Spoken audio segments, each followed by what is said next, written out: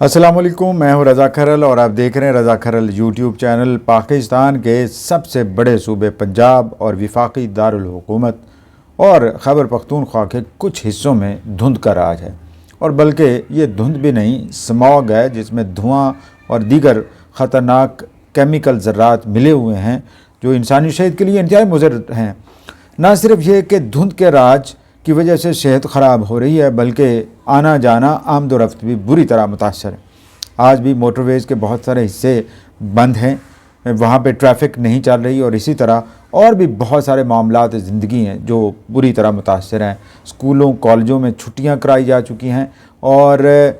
مختلف تعلیمی اداروں کے علاوہ جو سرکاری اور نیم سرکاری یا غیر سرکاری ادارے ہیں انہیں بھی پابند کیا جا رہا ہے کہ آپ اسکیلٹن سٹاف پر کام کریں یا ورک فرام ہوم جیسی فیسلٹی کا استعمال کریں، کیونکہ ان حالات میں دفاتر میں جانا اور دفاتر میں شہروں میں، بڑے شہروں میں خاص طور پر ٹریفک کے رش کا بڑھانا انتہائی خطرناک ہو سکتا ہے، اور وہ جو دھواں ہے وہ پھر فضا میں معلق ہو جاتا ہے، جو گاڑیوں سے نکلتا ہے، فیکٹریوں کی چمنیوں سے نکلتا ہے، اور بہت سارے معاملات خراب ہو رہے ہیں۔ حکومت کچھ نہ کچھ کرنے کی کوشش تو کر رہی ہے، لیکن یہ ہے کہ وہ کہتے ہیں نا کہ ویلے دی نماز تے کویلے دیاں ٹکراں، تو یہ کویلے دیاں ٹکراں ہی ہے نے کہ جو کام گرمیوں میں ہو جانا چاہیے تھا، جو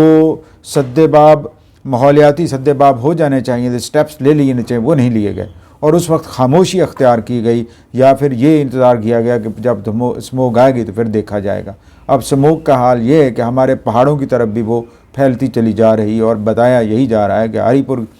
ہزارہ ڈویژن میں بھی وہ آگے بڑھ رہی ہے اور ایبٹ آباد کے پہاڑوں تک پہنچ چکی ہے۔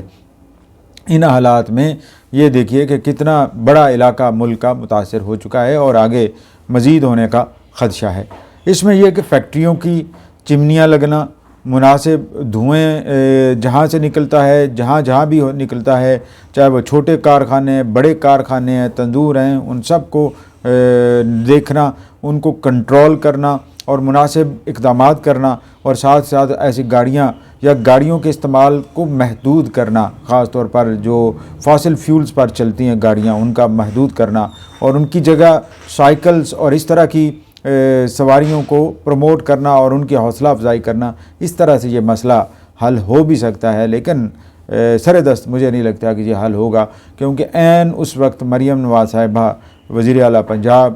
مختلف ملکوں کے، مغربی ملکوں کے دورے پر چلی گئیں، اور جب کہ یہاں پہ ضرورت بہت زیادہ ان کے یہاں رکنے کی۔ یہ تو صحیح ہے کہ انتظامیہ ہے پیچھے جو دیکھ رہی ہوگی، لیکن جو چیف ایڈمنسٹریٹر یا chief executive of the province ہے اس کو زیادہ سے زیادہ اپنے پروونس میں ہونا، جب کہ مسائل ہوں اور ایمرجنسی کی صورتحال پیدا ہو چکی ہے، وہ بہت زیادہ ضروری تھا۔ ہو سکتا ہے ان کی ذاتی مجبوریاں بھی ہوں، بیماری کا بھی مسئلہ ہو، اور بھی بہت سارے مسائل ہوں، لیکن یہ سہولیات انہیں چاہیے، اور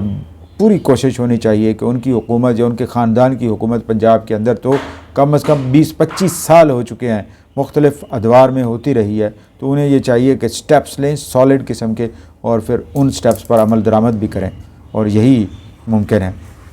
آگے آتے ہیں کہ پاکستان تحریک انصاف کے جلسے کے حوالے سے۔ پاکستان کا تحریک انصاف کا ثوابی کا جلسہ تو پہلے کے سارے جلسوں کی طرح ٹھوس، بلکہ علی امین گنڈا پور تو وہ ڈرامہ بھی نہیں کر پائے جو ڈرامہ انہوں نے اسلام آباد والے جلسے میں کیا تھا، یا انہوں نے جو کلٹیاں ماری تھیں، کبھی ڈی چوک کے قریب پہنچ کر، اور کبھی کے پی ہاؤس پر، اور کبھی یہ تاثر پھیلا کر کہ انہیں اغوا کیا جا چکا ہے۔ یہ ساری چیزیں اب ختم ہو گئی ہیں، اور وہ نہیں نکلا۔ اور یہ بھی کہ اب کہ وہ کہتے ہیں وہ مداری پرانے زمانے میں، یا پرانا کا زمانہ اب بھی ہوتے ہوں گے مختلف علاقوں میں، کہتے ہیں پیراں دی مٹی نہیں چڑھنی تسی تانوں، اس تو بعد تھوڑی دیر بعد ایک بڑا وڈا جڑا نا سیکرٹ دساں گا، تے بڑی وڈی گیم ہوئے گی، بڑا وڈا تماشا ہوئے گا، تو تانوں تاں ہی پتہ چلے گا جو کھڑے رہو گے۔ تو علی امین گنڈا پور بھی کچھ اس طرح کی صورتحال اختیار کر رہے ہیں، یا اس طرح کا اسٹریٹجی اپنائے ہوئے ہیں کہ ورکر کو کہتے ہیں بس جانا نہیں ہے، لیکن اب ورکر کہتا ہے کہ جائیں کیسے، آئیں کیسے جلسہ گاہ میں آئیں کیسے، کوئی جواز بھی نہیں رہتا نا۔ بے شمار ورکرز کی ریزنٹمنٹ سامنے آ چکی ہیں اور آ بھی رہی ہیں، اور بہت سارے لوگ تو یہ کہتے ہیں، جو پولیٹیکل اینالسٹ ہیں جو باتیں کریں، وہ کہتے ہیں کہ اصل میں پاکستان تحریک انصاف نے اپنے نریٹیوز تو بنائے ہیں، لیکن نریٹیوز کو عملی جامہ انہیں بنانا نہیں آیا ہے۔ مثال کے طور پر 8 فروری کے انتخابات کو انہوں نے بالکل کہا کہ یہ بوگس ہیں، ان میں دھاندلی ہوئی ہے، لیکن دھاندلی ہوئی ہے تو اس کا احتجاج تو فوراً ہو جانا چاہیے تھا۔ 8 فروری تو تازہ دم تھے، 9 فروری کو تو وہ احتجاج پہ نکل پڑتے، مارچ کرتے، جو بھی کرتا، کیونکہ اس وقت ورکر جو ہارے تھے کینڈیڈیٹس ان کے، وہ بھی تو چارج تھے، ان کو بھی حوصلہ تھا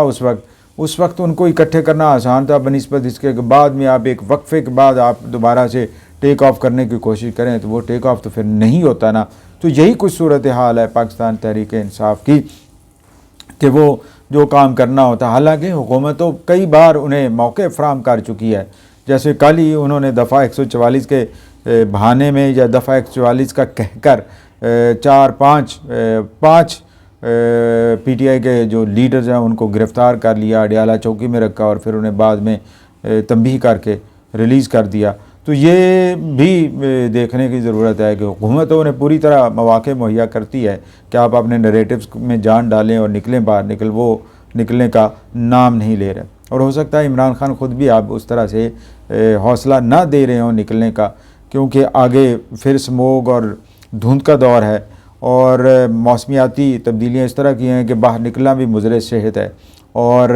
اس کے علاوہ بھی سردیوں میں جتنی شدید سردی پڑتی ہے تیزی سے اسلام آباد اور گرد و نواح میں، اس میں یہ کہ اس طرح کا اہتمام کرنا بھی ضروری ہے، اور اس طرح کا اگر اہتمام کرنا ہے تو بے شمار ریسورسز چاہیے، اور آلریڈی تحریک انصاف بار بار کے ناکام لانگ مارچز اور جلسے جلوس ریلیاں نکال کر اپنے بہت سارے وسائل کو کمپرومائز کر چکی، ضائع کر چکی، بلکہ پاکستان تحریک انصاف پر تو اب یہ الزامات لگنا شروع ہو گئے ہیں کہ اس نے سرکاری وسائل استعمال کیے ہیں جو خیبر پختونخوا حکومت کے ہیں۔ بحیثیت وزیر اعلیٰ خیبر پختونخوا علی امین گنڈاپور نے بقول بہت سارے کرٹکس کے اور بہت سارے سرکاری اہم عہدیداروں کے، یعنی سیاستدانوں کے، سیاسی عہدیداروں کے، وزیروں وغیرہ کے، کہ بے شمار سرکاری وسائل استعمال ہوئے ہیں۔ اب یہ کہ یہ کب ان کے خلاف ایکشن ہوتا ہے یہ تب دیکھا جائے گا، لیکن اس وقت تک یوں لگتا ہے کہ یہ بال ابھی بالکل ٹھنڈی پڑ گئی ہے اور آگے اس میں کوئی باؤنسر مارنے کی جرت نہیں رہے گی۔ ہو سکتا ہے کل کو مختلف ہو جائے، لیکن لندن میں بھی اب احتجاج اس طرح سے نظر نہیں آیا۔ میاں نواز شریف لندن پہنچے لیکن وہ شایان اور دیگر لوگ نہیں پہنچے جو حسب دستور وہاں ہوا کرتے تھے، اس بار نہیں ہے۔ کیوں نہیں ہے؟ کیا وہ ڈر گئے ہیں کہ جو پاکستان میں کریک ڈاؤن ہو رہے ہیں ورکرز کے اوپر، یا وہ انگلینڈ میں ان کے خلاف کمپلینٹس آ چکی ہیں؟